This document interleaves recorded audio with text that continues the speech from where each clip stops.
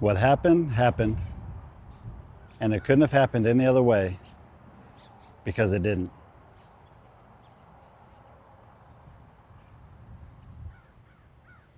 This is where I was homeless. This is the lake where I lived. Bringing back a lot of memories. But that was the pavilion. That's the pavilion that I slept under. Then over here back behind me is the RV park. That's where I had the RV when I was borrowing my son's RV. I thought I'd revisit this today as I was going through my stuff this morning, doing my work. And after yesterday's video, I thought it'd be good to revisit. But I would take a couple of these tables and I would butt the benches up against each other so I had a decent size sleeping platform. Up here in these rafters, I found some plywood and I made me some makeshift storage.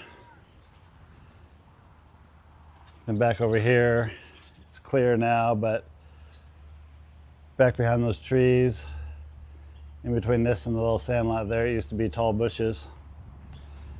So I was able to hide my important personal belongings in there.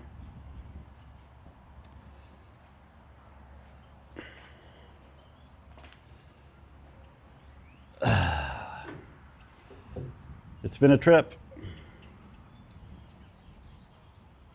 You know, looking back on that, I did my reflection on it this morning, trying to figure out. I started out all wrong. I started out trying to figure out how I could have done things differently. And then that quote, what happened, happened, and it couldn't have happened any other way because it didn't. If we live within our could-haves and should-haves and would-haves, if we live in our shame, our regret, our resentments, it's actually worse than the physical prison I was in. When you're in a physical prison, you don't choose to be there. You can't leave. You're just there. But we have our mental prisons that we choose to be in. You know, sometimes we even fight to remain in them. And every time I can break down one of these memories or, sorry guys, timelines from my past, and see that it wasn't the end of the world, it was the beginning of something new. It wasn't a stumbling block, it was a launch pad for something better. And as I break down the homelessness, I got into a lot of would-haves, could-haves, and should-haves, a lot of shame, a lot of regret. And then I had to reset and look at it from a different way. Because I don't know what would have happened if I wasn't homeless at the time and I wasn't at the lake when I took that walk. How long would it have taken me to find myself and realize that I was not living up to my full potential? To have that awakening. So, did everything happen the way it should have and was supposed to? I think so at this time. When I look at prison, if I would have kept living that lifestyle, there were other options. My addiction could have killed me. Another drug user could have killed me. And I don't know, a lot of things could have happened in that if I didn't go to prison. But by going to prison, I got clean. That was my new start then. Being homeless was my new start. I'm not doing everything I want to do. I'm still backsliding into not focusing on what I need to focus on. Still chasing big dreams. But what I started doing recently is small incremental changes, 1% changes in everything. Document the wins. Document the lessons. My thing with business and almost everything in my life was that I would want the fireworks, the big win. And that's not how life works. I mean, yeah, sometimes people win the lottery or get lucky doing something. But most of the time, what we think is luck is that person putting in the reps day in and day out. The reps that we don't see, we just see the big win. And so what that does is that sets our minds up for expecting big wins when we do something. So if we try to duplicate what someone else has done, like I do, so with an online business, I see that somebody is successful doing something, and when they're sharing what they're doing and they're sharing their success, that's all we see. Sorry guys, all the sweat. So all we see is the end result. We didn't get to watch that person put in the long days and the long hours and tweak here and tweak there and get those little wins and then build up to what they have now. So now I'm revisiting some of the online businesses that I've set up, and I'm going to do them incrementally one at a time that bring in little bits of money. But I walked away from them because they didn't bring in the huge amounts of money. I wanted that big win. When I didn't get it, I got bored with it and set it aside and neglected it. So I'm going to go back to each one, put in the reps, do the improvements, and then see if it's worth pursuing or just completely being done with. And I'm doing that with basically everything in my life. What do I need? What do I do not? What do I don't need? What's good for me? What's not good for me? I'm doing it at the gym. I was going 5 days a week. I was pushing hard. I was trying to get this body, get this physique. And what all I was doing was burning myself out. So now I'm going 2 times a week, doing less work, doing smarter work for a guy that's 54. And I'm starting to see better changes. Because I'm not getting burnt out. I'm not pushing myself to extremes, and I'm getting that recovery time. Well, every aspect of our life is just like going to the gym. We have to put in the reps. But when we go too far, we get burnt out. I self-destruct when I burn out. So as I learn these lessons, I'm going to share them with you. As I grow, I'm going to share it with you. When I struggled this morning. That video yesterday was hard. It brought up a lot. And when I started getting into the shame and the regret and the resentment about everything this morning, I had to come here and revisit this. I had to ground myself. And my goal by doing this today is to remove one shackle, one chain from my shackles.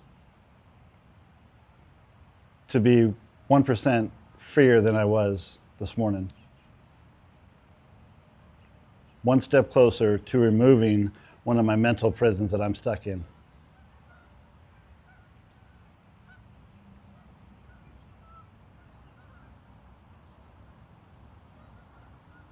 You know, I sit there and I do a lot of, I wish I would have, I should have, I could have. And it's hard to break that habit. When you're trying to do this work and you're trying to unpack everything so you can move forward, you need to be really careful not to get lost in the regret, shame, and resentment. You need to be careful not to get lost in your story of that event. So when you unpack these events, just the facts, write down the facts. What happened? Not your perception of it. What happened? Just the facts. No story behind it. And break that down. And then look at yourself at that time. Of course you would do things differently now. But at that time, where were you mentally? What were your resources?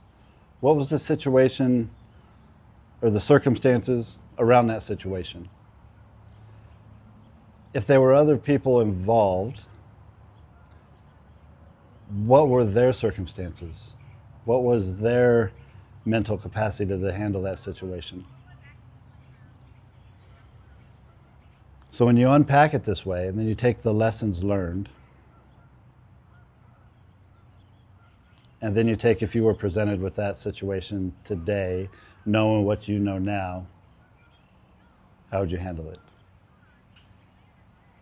And that's when you know you've grown.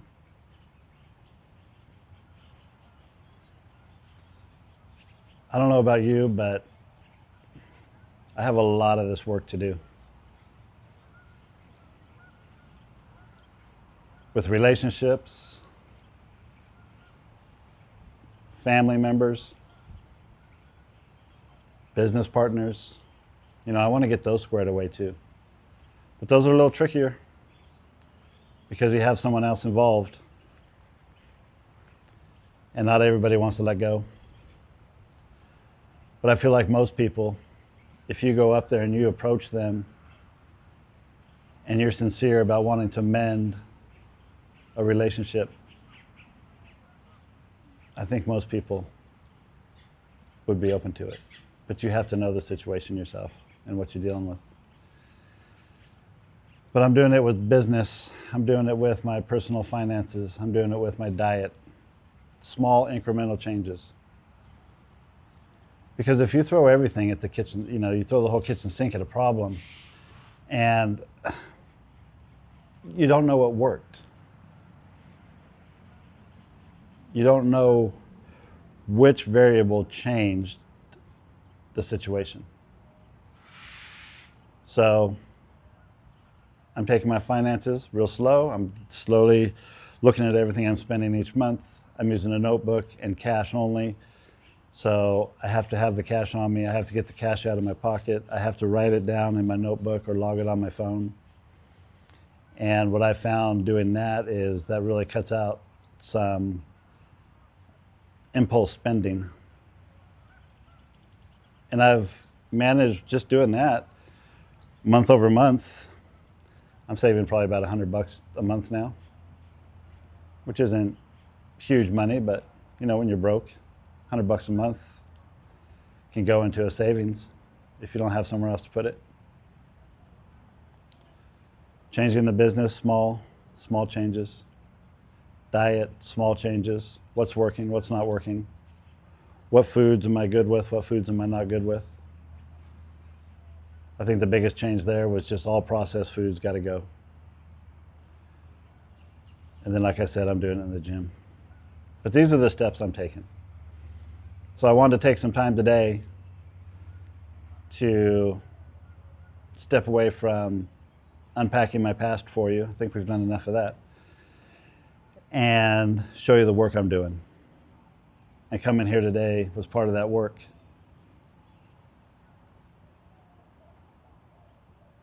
I'm glad you guys are here.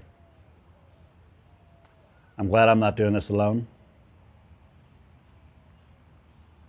I'm grateful that I have everything that I need to do this.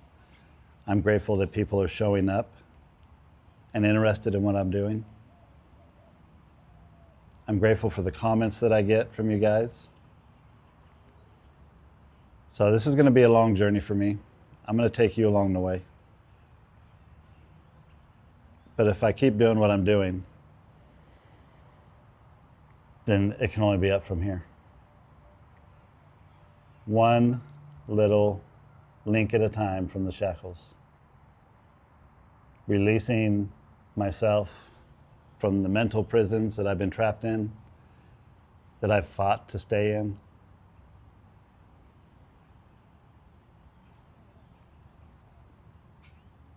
This is day 4, and I'm glad you're here.